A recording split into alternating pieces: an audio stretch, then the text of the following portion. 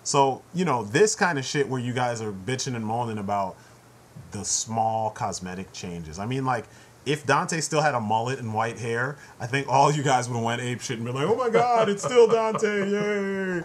And it's really, that's cosmetic. It's just like people bitching about Heller versus James Heller versus fucking Alex Mercer. If he was white and he was wearing a hoodie, everybody would have been like, oh my God, hands waving in the air. Fucking Prototype is the shit. But as soon as they make him a black guy, nah, he's a nigga, we don't need him. What? Fucking Mercer forever. He is the best ever. The fuck? He was the villain of the series from day one. He wasn't even a human being. Yeah. He was the fucking virus. And so many people, well, he was initially, but at the start of the story, he's not at the start of the game, it was, from the game on, it was all virus. But it just, his memories. It's just showing you that, like, people are not taking things for more than face value. It's like everything on the surface looks like this, so it's awesome. But then as soon as they make these deeper changes, you know what I'm saying? Like, they're not noticing all that shit. And you need to notice that shit. They're trying to craft an entire package as opposed to just giving you a topical something. And that's it. It's that simple. All this bitching about all these little tweaks here and there and all this stuff, it's a different game. It's not even a prequel. It's a complete reboot of the series. So for all you guys who don't understand that, Capcom said it. Tamim has said it. I mean, these are the guys making the games. Article has said it. It's a reboot. It's a reboot. Get over it. Just deal with it. It's new. It's simple. If it sucks, it sucks. Life will still go on. You can always go back and play Devil May Cry 3 or Devil May Cry 4, whichever one you like, where he still had his mullet and was wearing his red clothes. I can tell just from watching the trailers and the demo, the game at best is if it fails, it's only going to be an average game. Like, it can only go from average and up. Like, it's not going to be so bad and so broken that it's going to be unplayable. No, because none of Ninja Theory's 2 games are like that. I swear there's a 3rd game in there somewhere. I could be wrong. I don't remember. This is kind of just us jumping on here and randomly talking for whatever amount of time we're talking, but I swear there's something else that they did. There has to be. I could be wrong, but whatever. Either way, this is pointless. Might have done some work for other games or something. I don't know. Yeah. But I think that's that's mostly what we got to say. We've taken up enough of your time with all this ranting and stuff, but it's just something I noticed, you know. I'm like, ugh, really? Complain about something worth complaining about. Like the fact that, and I'm going to go back to Call of Duty, every time they write a story, their political views are all fucked up. You know, Russia attacking the United States, really? And you all thought that shit was amazing. Did you pay attention in history? We don't have beef with Russia. That time was called the Cold War. That shit's over. It just, I don't know, man. Even if they made it like North Korea, it still would have been dumb. Yeah, it just, you know, because it would have never went to. If it was China, they wouldn't even come to our soil. They would have bombed us. And it would have been done. We would have bombed each other, and the fight would have been over. It would have been done. No one's gonna send troops out to do some shit like that. Yet everybody soaks that shit up, and it's like, know your shit first, and then complain. Get your facts straight, then complain. You know, right now we are ranting on people's speculation of a game that has yet to be released. Yeah, save your judgment till it's actually out. Exactly. And you've had a chance to play through the entire game. Exactly. In its entirety, you understand every little detail. You actually were paying attention and not just looking for shit to criticize. Then you have something to say. Then we can have this conversation. You know, then probably Capcom would actually probably listen a little bit better, maybe. I know they've been doing some underhanded shit, and I don't know what's going on with how they handle their stuff. I'm not giving Capcom much more of my money. If I get this game, I'm going to get it used from the mom and pop place that I always go to because I like local stores, and I'm sick of GameStop. But, yeah, Capcom in general, I don't know why people are really hell-bent on giving them their money anyway. They've been losing it for a long time, and I think it's time people just... It's the strength of the name. Yeah, but the name doesn't mean shit in comparison to what it did mean 10 or 15, even 20 years ago. But people are such fanatics that they'll buy a Street Fighter whether it's bad or not and say it's good. Mm-hmm. So yeah, and the reviewers treat it as such too. Yeah. Anyway, we're done. We're finished ranting about this game. When it comes out, make your judgment. So that's it for us. You've been great. Peace outside. Peace.